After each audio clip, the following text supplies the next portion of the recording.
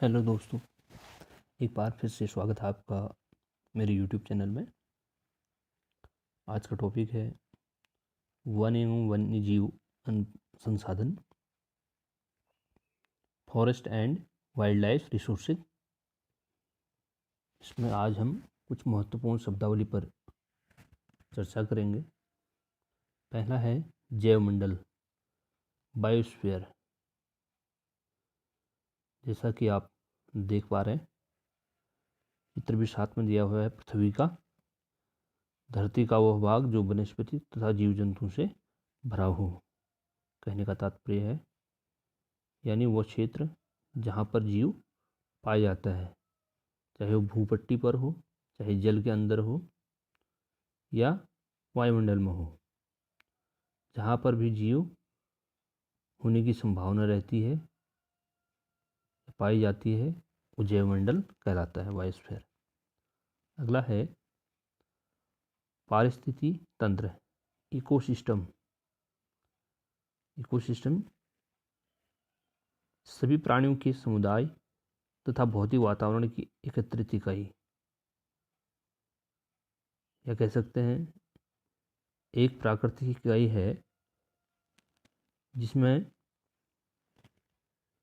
एक क्षेत्र विशेष के सभी जीवधारी अर्थात पौधे, जानवर और अणुजीव यानी सूक्ष्म जीव शामिल हैं, जो कि अपने अजैव पर्यावरण के साथ अंतःक्रिया करके एक संपूर्ण जैविक इकाई बनाते हैं।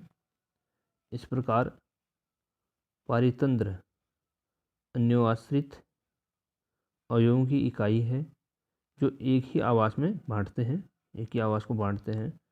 पारितंत्र में आमतौर पर अनेक खाद्य जाल या आहार जाल बनाते हैं, जो कि पारिस्थितिकी तंत्र के भीतर इन जीवों के अन्योआश्रय और ऊर्जा के प्रवाह को दिखाते हैं।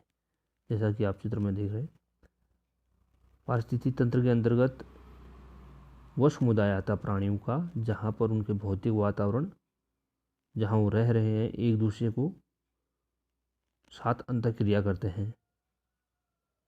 यानी जैसे अब जल देख रहे हैं, जल में मछलियाँ भी हैं और घास है, पेड़ पौधे भी देख रहे हैं किनारे पे। अब मछलियों ने घास खाई, घास खाने के बाद मछलियाँ छोटी मछली को खा रही हैं। मछली को उस वातावरण को में उनको पक्षियाँ खा रही हैं। यानी एक दूसरे के साथ अंतःक्रियाएँ हैं उनकी, कहीं न कहीं निर्भर है। एक के बिना दूसरा अधूरा है। इस प्रकार के तंत्र को पारिस्थितिकी तंत्र कहते हैं। अगला है वनस्पति जात, फ्लोरा। जैसे कि आप चित्र में भी देख रहे हैं फोटो के माध्यम से, विभिन्न प्रकार के पौधे दिखाए गए हैं, अलग अलग प्रकार के। किसी विशेष क्षेत्र में या समय के वनस्पति को वनस्पति जात कहते हैं। किसी विशेष क्षेत्र या काल क्षेत्र विशेष में पाए जाने वाले सभी पेड़ पौधे वनस्पतियों को सम्मिलित रूप से वनस्पति जाति यानी फ्लोरा कहा जाता है। कहने का तात्पर्य है किसी विशेष क्षेत्र में विशेष समय में उगने वाले या होने वाले वनस्पति को फ्लोरा कहते हैं। जैसे हम कह सकते हैं बरसात के समय पर किसी जगह पे जो पौधे उग रहे हैं वो दूसरी जगह नहीं उगते हैं। जैसे उच्च पहाड़ी क्षेत्रों में आप देखेंगे ब्रह्म कमल है, जैसे हमारे उत्तराखंड का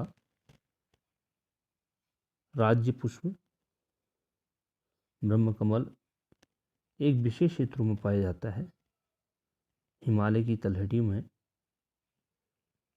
और एक निश्चित समय अवधि में पाया जाता है, तो फ्लोरा कहा जाता है यानी वनस्पति जात। इसी प्रकार अन्य पेड़ पौधों के लिए भी है। अगला है प्राणी जात यानी होना।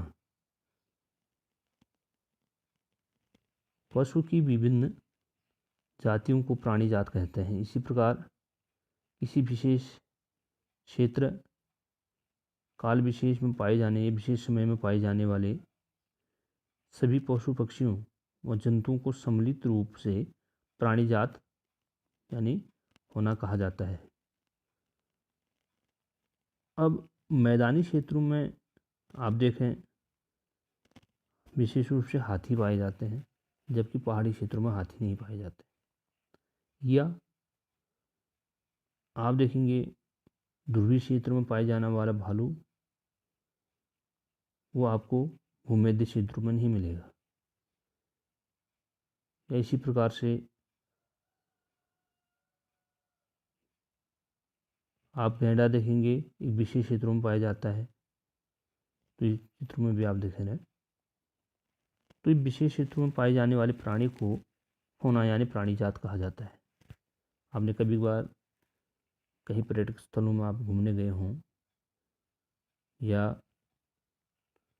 किसी सेंचुरी में गए हों आप, तो वहाँ पर लिखा होगा सेफ होना सेफ फ्लोरा, यानी विशेष प्राणी जात या विशेष वनस्पति जात को बचाने की कोशिश करें, बचाएं।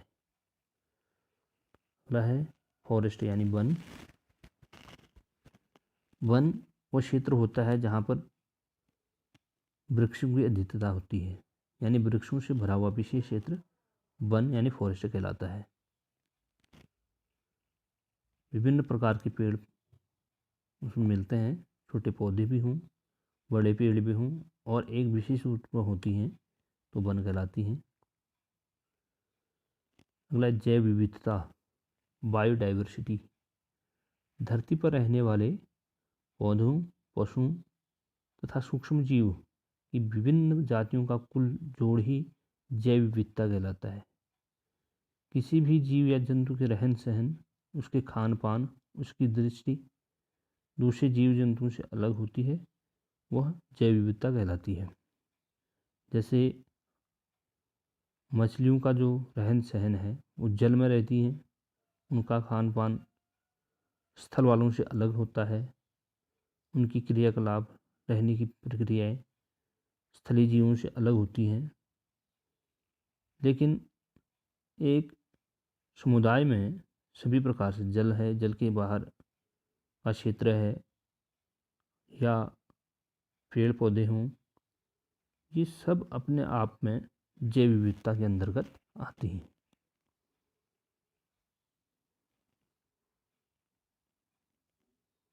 जैसे आप देख रहे हैं शेर का रहन खान पान हिरन से अलग होगा, हिरन शाकाहारी है जबकि शेर मांसाहारी है। वैसी पक्षियों में आप देखेंगे पक्षियों का खान पान अन्य जानवरों से अलग होता है।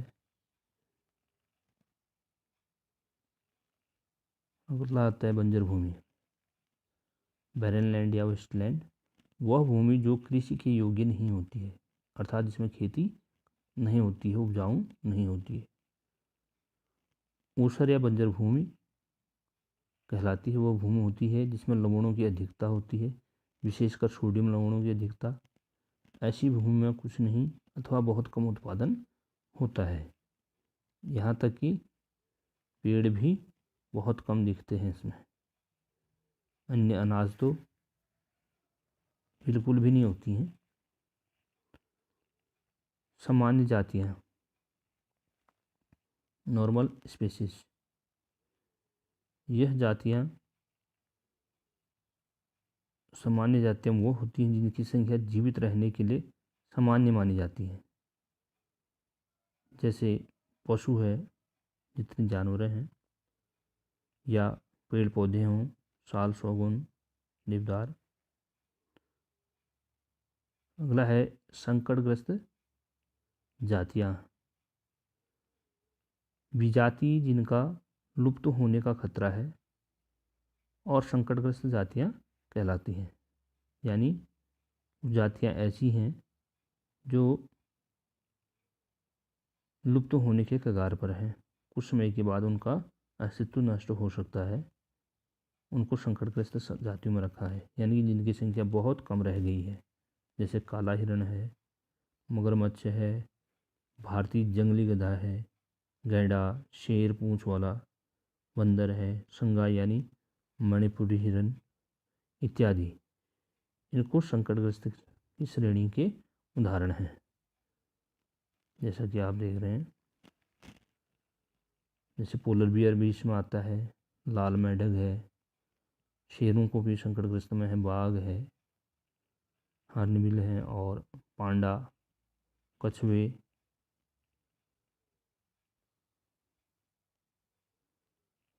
अगला है सुभेद्य जातियाँ। यह भी जातियाँ जिनकी संख्या कम हो रही है, यदि इनकी संख्या पर विपरीत प्रभाव डालने वाली परिस्थितियाँ नहीं बदली जाती हैं तो इनकी संख्या घटती रहती है। कुछ परिस्थितियाँ ऐसी होती जैसे जंगल कम हो रहे हों, प्रदूषण बढ़ता हो, जलीय प्रदूषण या दिन प्रतिदिन जंगलों का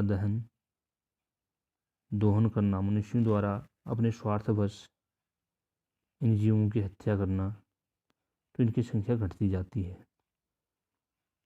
यह संकटग्रस्त जातियों की श्रेणी में शामिल हो जाती है, जैसे नीली भेड़, एशियाई हाथी, गंगा नदी की डॉल्फिन इत्यादि इस प्रकार की जातियों के उदाहरण हैं।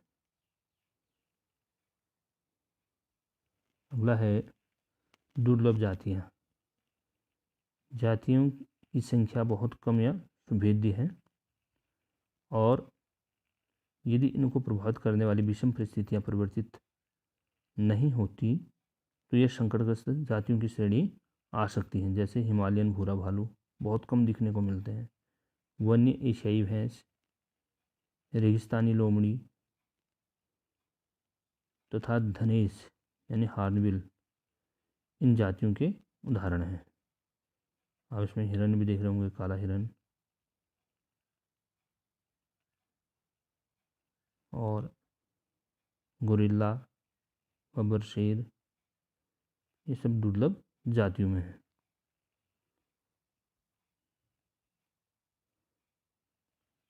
तो आज का टॉपिक यहीं पर समाप्त करते हैं। आई होप आप लोगों को पसंद आया होगा। नेक्स्ट वीडियो में मिलते हैं। Thank you.